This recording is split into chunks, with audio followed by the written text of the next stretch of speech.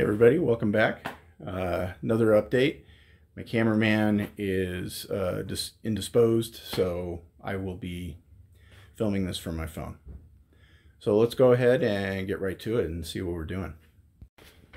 So the first thing that we're working on now is the door. And I like to use a straight edge. And even though this is supposed to be curved, there are certain areas where you can see the straight edge would span. And if I scooch it up here, you can see there's a big gap there. And so that's something that we have to address. So we'll probably epoxy some carbon fiber in there to cover up or to take care of that dip. Now as we go down, you can see it kind of rocks a little bit, which is what we want because we have a curve that goes this way on the door. And so basically I just do that. I find the low spots and then I mark them with my pen. And then that way I know where I need filler, where I need to do repairs. And repairs are not just using filler. Repairs mean using some combination of carbon fiber and filler and epoxy and carbon fiber and stuff like that. So, because you don't want to be cooking down the road and have a nice big chunk of filler pop off your car. It's I don't know, it just looks a little cheesy, I guess.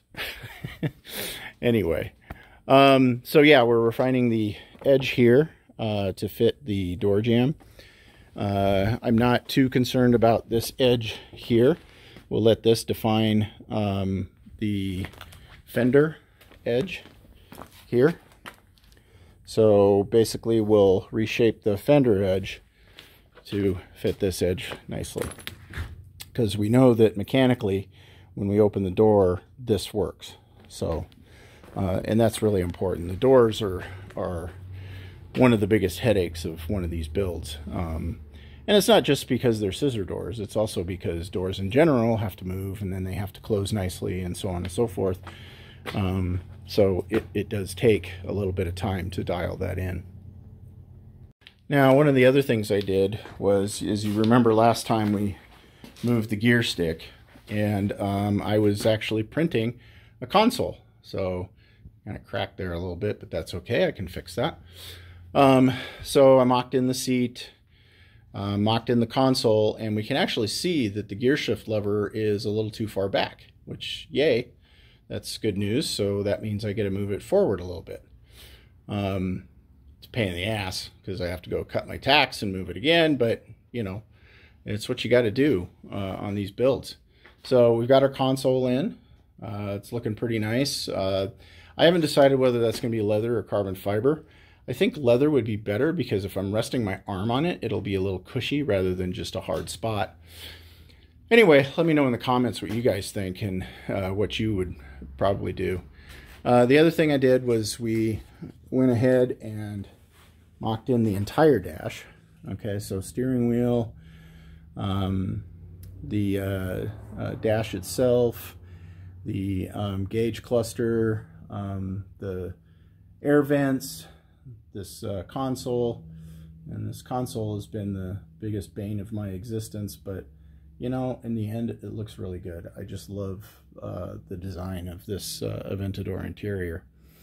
We also, when we mocked it in, as you saw in one of the earlier videos, we checked to make sure that we had door card clearance here, so that we know the dash is in the exact right position. So all of that is, all of the dash structure is all welded in and ready to rock and roll. Over here, this is our new gas tank. Doing an in-tank fuel pump. So I'm gonna have to drill some holes. It's okay because I did it in the old fuel tank, so I know how to do that. We got a sending unit and then a filler. I went with a little bit smaller tank. I went with a 15-gallon. I thought the 20 was kind of overkill for a car that's not going to be going on long road trips. But and I got a black one this time because I thought it would be more, it'd be better with the trunk situation, or the frunk, if you want to call it. We did put our suspension back in, as I showed you, and I showed you how we got everything working and nice and smooth, and no big problems with the steering geometry or the suspension.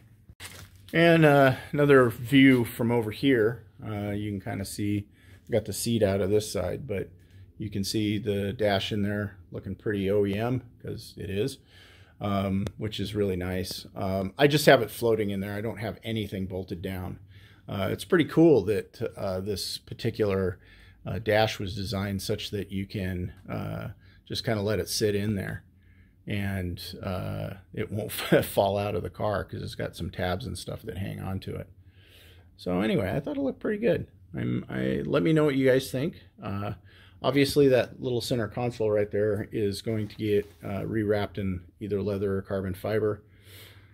So I haven't decided what we're going to do with that yet. The other things I did was when I put the seat back in, I got into the cockpit and I tried it out.